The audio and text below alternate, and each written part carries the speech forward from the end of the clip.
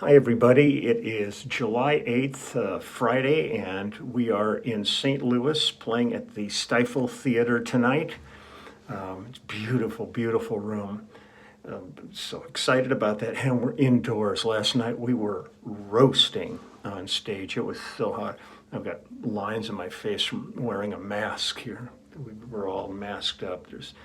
Everybody's being super, super, super cautious. We've had issues out here with COVID, and everybody's being as careful as they possibly can now. And they have been. It's pretty hard to avoid this.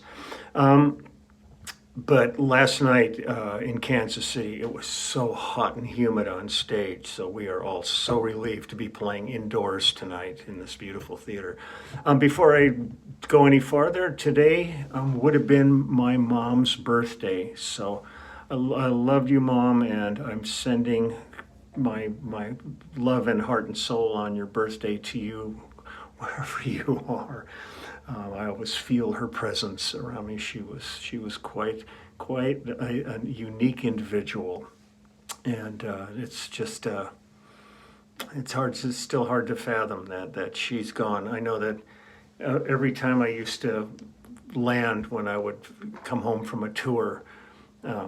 As soon as I got picked up at the airport, I would always call her. She was always concerned that, I was okay and everything. And so I'd always call her. And at this point now, it's been a number of years, and I still, the minute I get off a plane, grab my phone and to think about calling her just to say, I'm home, made it safe and sound. But, it's amazing. Their presence is always there. There was something else I was going to mention. Yeah, I did mention it the other day, but happy birthday, Ringo. It was so much fun playing with him, with Joe Walsh. I just it was pretty hard for me not to just, geek out, sitting there looking, 10 feet away from me. There's Ringo looking at me and we're playing together. It was great. So happy birthday, Ringo.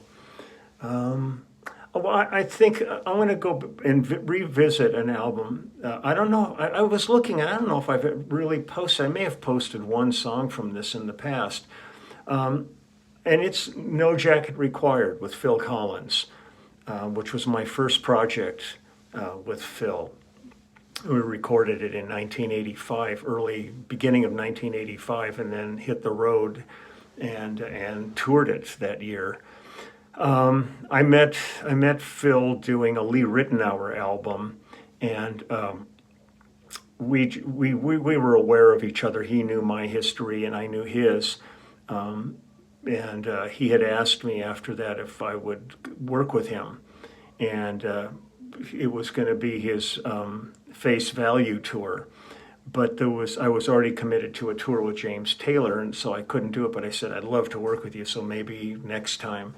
And so he called me in '84 and he said, can you come over to England and do my new album? And I said, I'd love to. So I flew over, and it was fun. I mean, I was staying at the the Royal Garden Hotel in, I believe, can't remember, Kensington or Knightsbridge.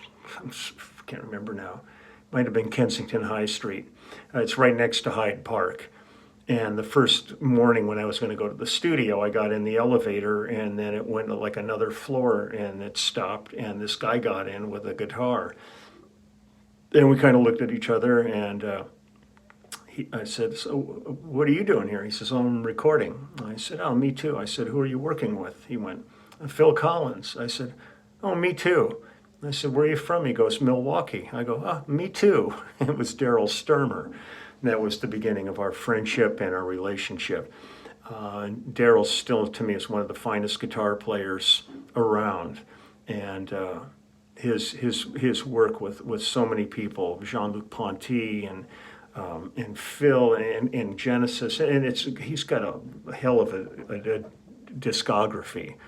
But his playing is stunning, and I've worked on his solo albums, and it's always a joy to be with him. So we headed off to Townhouse Studios to work, and we had just the greatest time. And once we had our gear there, then we decided just we would leave it there for the week that we were there, and we walked back to the hotel, which is, I don't know, a few miles away, and then we would meet in the morning and walk back again. So we got into this whole routine, which was really, really fun because it gave us a chance to really hang and spend some time. And it was lovely working at Townhouse Studios. And the thing that was beautiful about the project was it was co-produced by Phil and the great Hugh Padgham, and Hugh was engineering it. Hugh's such a great engineer, and his list of credits is quite staggering, but just a fabulous engineer. So we were in for the week and just had a great time, and it still, to me, is one of my favorite albums I've ever had the pleasure to work on. Songs are great. I mean, Phil was like just ready to explode at that point. When we started the tour, it didn't have the impact that it ended up with, because after the tour started is when they released Sussudio, and all of a sudden Sussudio was everywhere. And we suddenly were going from theaters to arenas like overnight. And it was a remarkable experience with him. But I thought I'd play a few of the songs from this because I looked back, and as far as I can tell, I haven't really addressed these songs in any of my videos. So that really surprises me. But I'm going to go ahead and play a few of these now. And the first song I'm going to do is Long, Long Way to Go. And these are really simple songs in terms of instrumentation. It's myself, Daryl Sturmer on guitar, Phil on vocals and keys, and drum machine and percussion on it, and then Sting is singing background on this. I've got a number of basses on this track. It starts off with da da da da da da. That's me playing with a volume pedal. I had another bass part that I was using an incredible amount of compression and some distortion so that it would ring forever. I also used piccolo bass, and then I come back in at the end of the song while the bass is still going, playing the melodic start of the song again. So here we go. This is Long, Long Way to Go. That's me.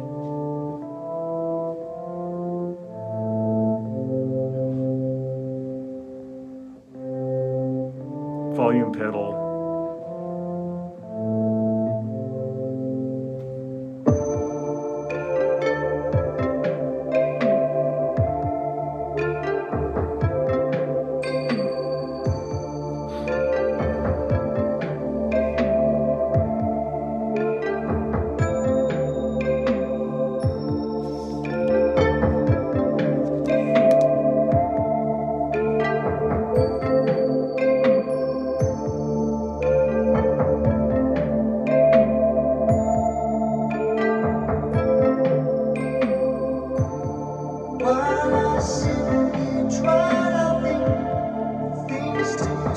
There's a low bass grinding.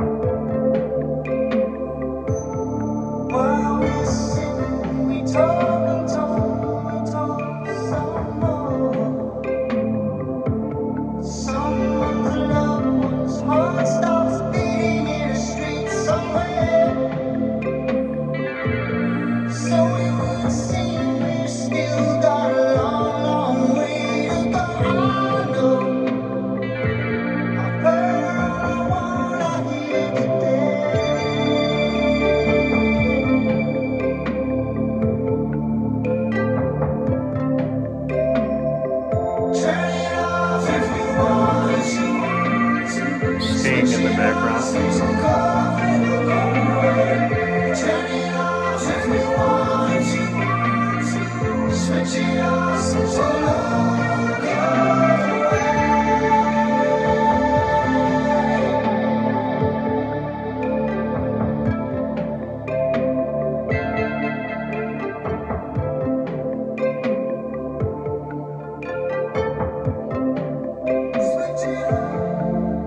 So that's me again.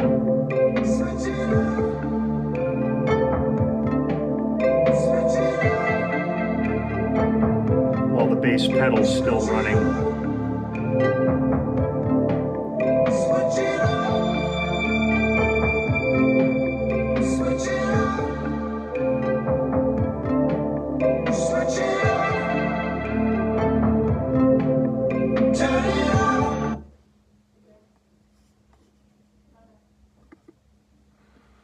I just loved it, the atmosphere. There's no charts or anything. We were just in the studio and experimenting. He had his percussive loop going on it, and then Daryl was working on, just it was all atmosphere on this. This one I love too. This is Doesn't Anybody Stay Together Anymore. I don't think I wrote down, but it's just us and this. Let me see if there's. I'll go on to something else right now, and I'll come back maybe. I love this one. Hold on. This is I Don't Want to Know, which was a song that I did with Daryl as an instrumental. After this, he wrote it instrumentally and then sent it off to Phil, and Phil ended up doing lyrics to it, but the track itself was created by Daryl Sturmer. And this is me and Daryl did guitar, and he did some keyboard, the keyboard pads on this, and then Phil did vocals and drums, and then Gary Barnacle did the saxophone on this. So this is I Don't Want to Know. Live, this was so good. I love this.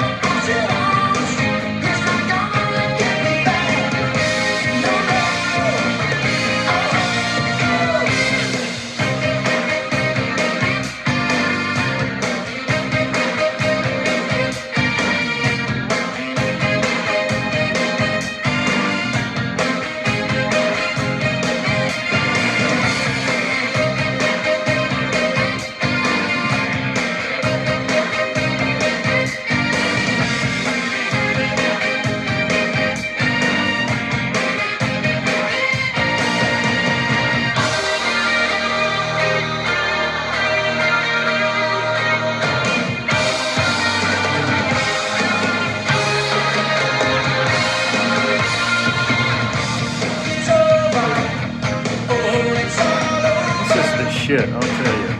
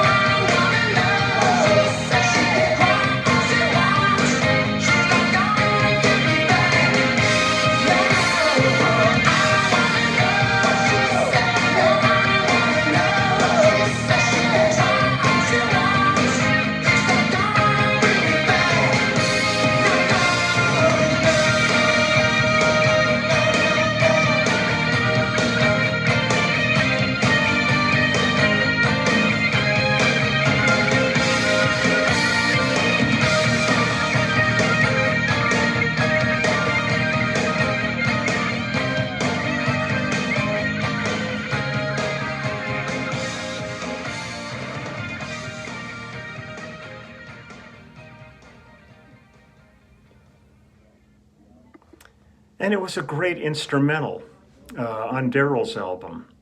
And I was fortunate enough to play that too. So let me see. What else we got? Here's one of my favorite songs that we did live. This was so good. And it's just me, Daryl, and Phil, and then the great Don Myrick from the Phoenix Horns on saxophone on this. Don was beautiful player.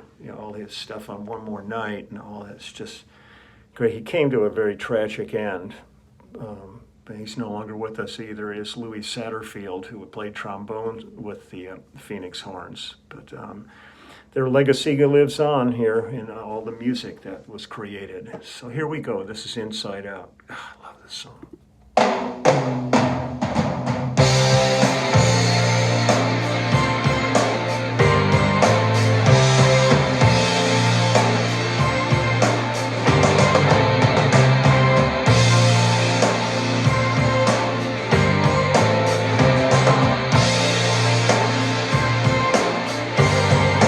Inside out.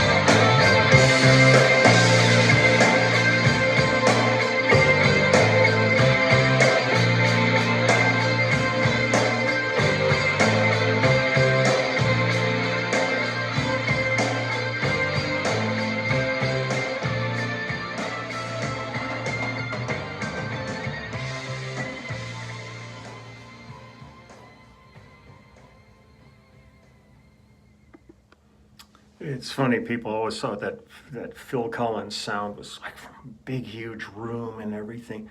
And he was in like this little room. It had a stone wall in it, and there's some cases piled in it, but it was all just things that happened between him and Hugh that ended up creating this unbelievably unique sound for the time. I mean, Phil's signature sound was like nobody else's. And I have to say that Phil is still one of the greatest drummers that I've ever worked with. You know, I mean, he has so much talent in so many areas that some things don't get really addressed as well, like James Taylor's guitar playing. People think of James's voice and his songs, but he's got one of the most unique styles of guitar playing, and almost every guitar player I've ever worked with they're trying to cop James's style. And there's, you know, Frank Zappa was that way. I mean, the Mothers of Invention were this spectacle, but man, Zappa was a ridiculously great guitar player. But I love this album, No Jacket, and there's a whole bunch of videos on YouTube. If you go and look up No Ticket Required, it's our concert from the Reunion Arena in Dallas, Texas, from 1985, and it is on fire. The band was so great with J. Peter Robinson playing keyboards at that time with us, and Chester Thompson on drums, but it had the Phoenix horns, the four guys, and me and Daryl and Phil. And it's one of these things. I just go to it, and I don't even think that about myself being in it. I just dig it so much musically. It's just so much fun. So that's that. We just finished sound check here. I'm actually in Lyle's dressing room. He's not in here. And I needed a quiet place to be able to do this because I couldn't get it out this morning. We had no time. We got into the hotel. I think I went to sleep this morning at like 7 and had to be up at 10:30. So, this isn't conducive to healthy well-being. But I love the music, and we get through it all. It's all good.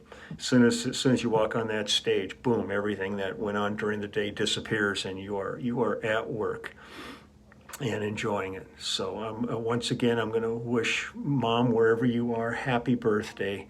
I love you and I miss you. And I'm going to get running now, and I may take a walk down because, I don't know, it looks like about 10 blocks from here is the Gateway Arch here in St. Louis. I might go down there, see if it's possible to do a little filming down there.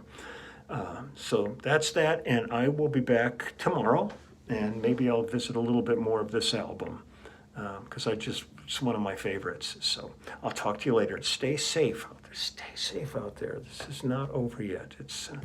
And my heart goes out to the people in Japan right now with Abe having been assassinated, even though he wasn't the prime minister right now, but he was a powerful force in Japanese politics, and for some guy to have built a homemade shotgun and kill him at a rally, it's really tragic. It's unbelievable. What a world sometimes. So, okay, I'm out of here, and I will talk to you later. Bye.